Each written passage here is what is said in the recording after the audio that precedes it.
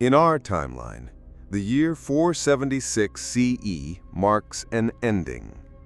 The last Western Roman emperor, a child named Romulus Augustulus, surrenders his purple robes to a Germanic chieftain. The eternal city falls silent.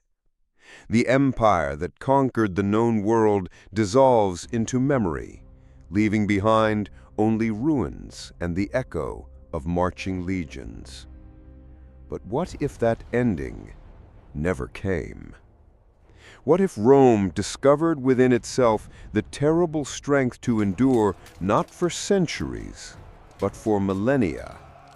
What price would humanity pay for an empire that truly became eternal? Act 1. The Divergence Point. By the 5th century, Rome was dying. The barbarian migrations pressed against the frontiers like water against a crumbling dam. The economy hemorrhaged gold to pay Germanic mercenaries who held more loyalty to their tribal chiefs than to any emperor. Christianity had fractured the old civic religion, while plague and famine stalked the provinces. In our history, the Western Empire's death rattle lasted decades. City after city fell to Gothic armies. The Senate became a hollow ceremonial body. The very idea of Roman citizenship, once the empire's binding force, meant nothing when there were no legions left to defend it. But imagine a different path. The year is 468 CE. Emperor Anthemius, instead of dying in civil war, implements a radical military reform inspired by reports from the eastern frontier. Roman engineers studying captured Hunnic compound bows and stirrup technology create the first true heavy cavalry units in Western military history, 1,000 years before their time. These new equites ferrati, iron horsemen, combine Roman discipline with barbarian mobility. More critically, Anthemius does what no emperor before him dared to do. He offers full Roman citizenship and land grants to entire Gothic tribes in exchange for hereditary military service, not as foederati, temporary allies, but as true Romans, with their children educated in Roman schools, their gods syncretized with Roman deities. At the Battle of Ravenna in 469 CE, a battle that never occurred in our timeline, these reformed legions crushed the largest Gothic confederation ever assembled. 40,000 barbarian warriors fall beneath Roman steel and Gothic auxiliary cavalry. The psychological impact reverberates across Europe. The message is clear. Rome has not merely survived, it has evolved. Within a generation, the Western Empire's borders stabilize. Within 2 generations, they expand. The Germanic tribes, seeing the fate of their kinsmen, choose integration over annihilation. By 500 CE, Roman eagles fly over territories that history never saw them claim. The forests of Germania, the steppes beyond the Danube, the frozen shores of the Baltic Sea. The empire that should have died refuses to fall. Act 2. The Consequences. 100 years pass, then 500. Then 1,000. Without Rome's collapse, there is no medieval period as we know it. No feudalism rises from the empire's ashes because there are no ashes. No Renaissance occurs because classical knowledge never needs rediscovery. It simply continues, controlled and rationed by imperial bureaucrats. The cities tell the story best. Where our timeline saw London as a modest medieval town, this world knows it as Londinium Major, a metropolis of 2 million souls by the year 1000 CE.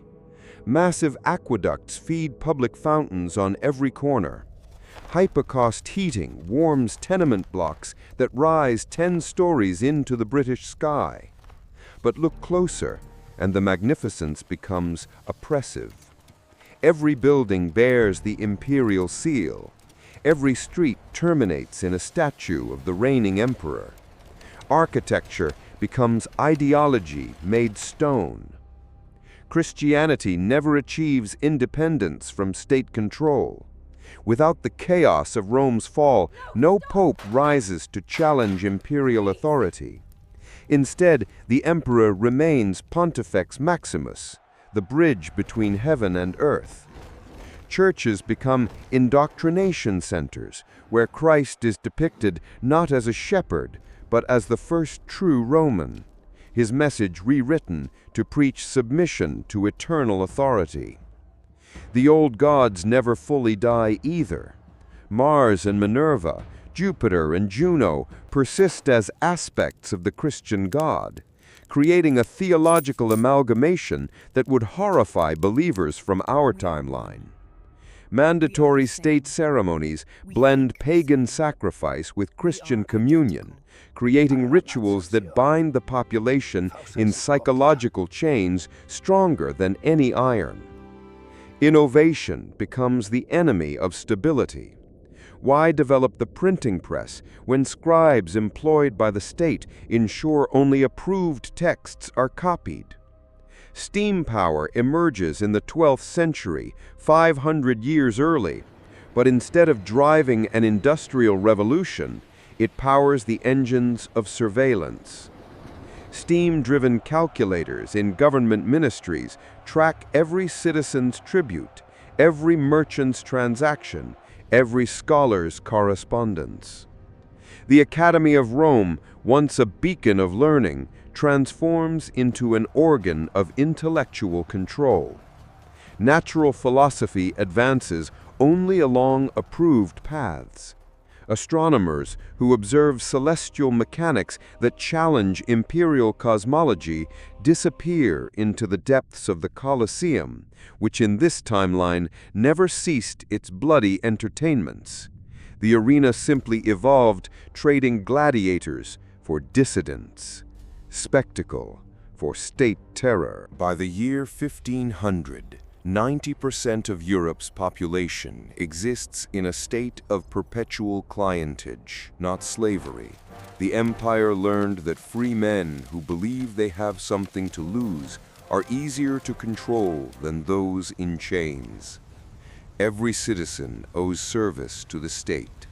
2 years in the legions, a lifetime of taxes, absolute obedience to imperial edicts. In return, they receive bread, water, and the hollow privilege of calling themselves Roman. Regional cultures wither beneath stone.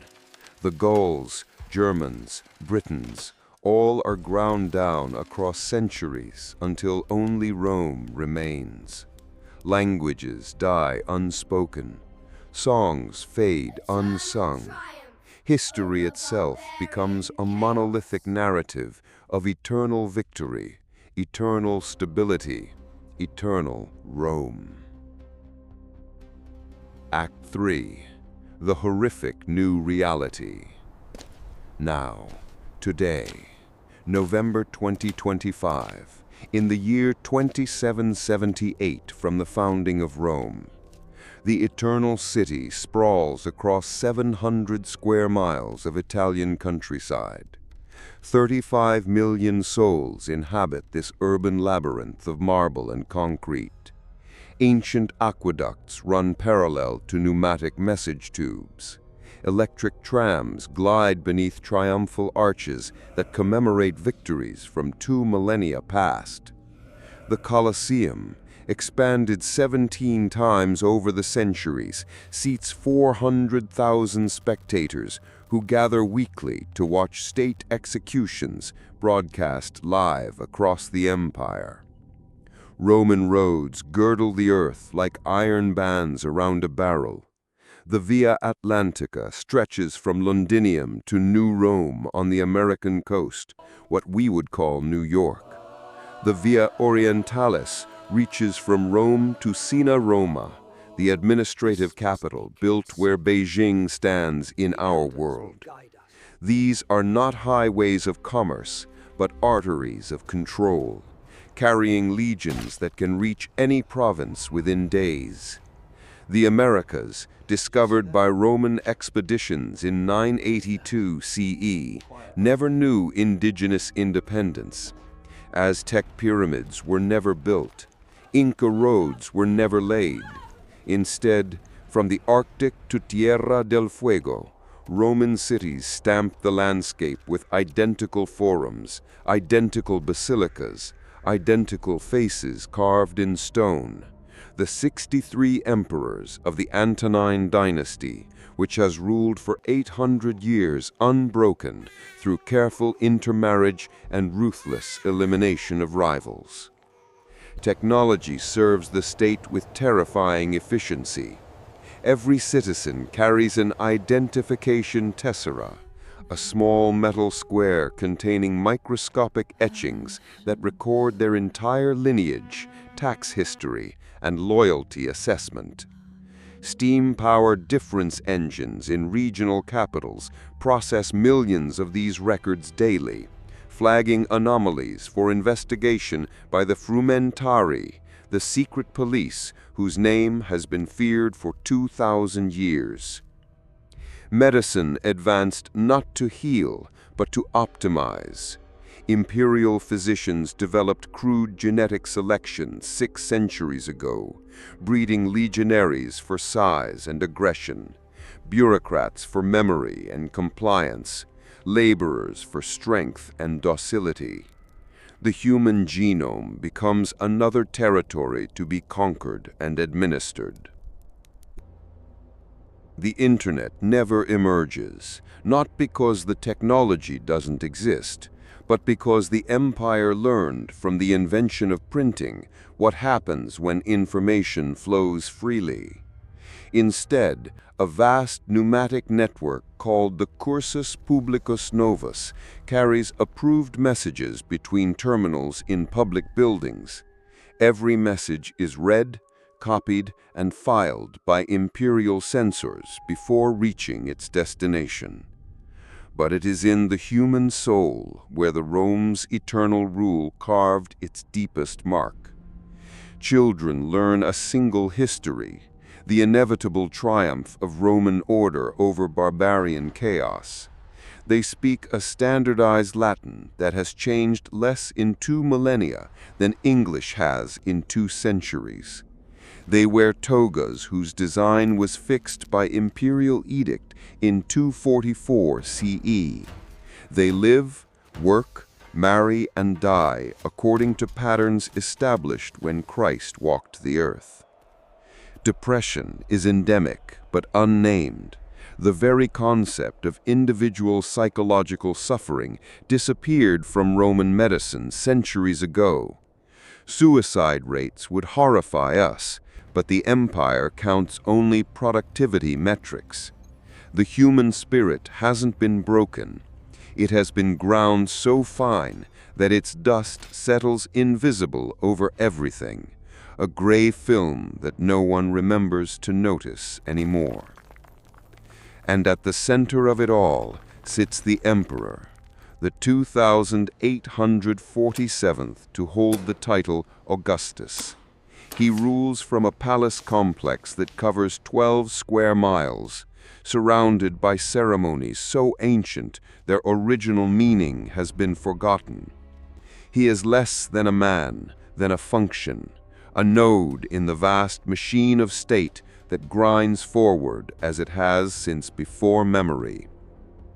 His name is Marcus Aurelius XC3. The numeral is not dynastic. It simply means he is the 93rd emperor to take that throne name, recycling the glories of the past because the empire long ago exhausted all possible futures. Resistance still flickers in the darkness. in the ruins of Carthage, kept deliberately destroyed as an eternal warning, small groups gather to whisper of freedom. In the forests of Germania, old songs are sung in languages the empire believes extinct. In hidden valleys of the Alps, chroniclers write true histories on sheets of bark, knowing they will likely never be read.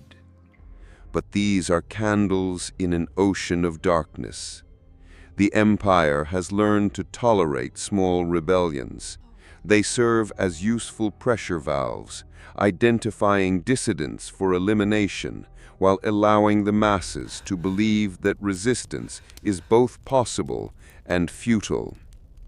As the sun sets on November 15th, 2025, it sets on an earth that knows only one nation, one law, one future. The same future it has known for 1,500 years. Somewhere, a child is born who will live their entire life within a system so vast and ancient that questioning it would be like questioning gravity.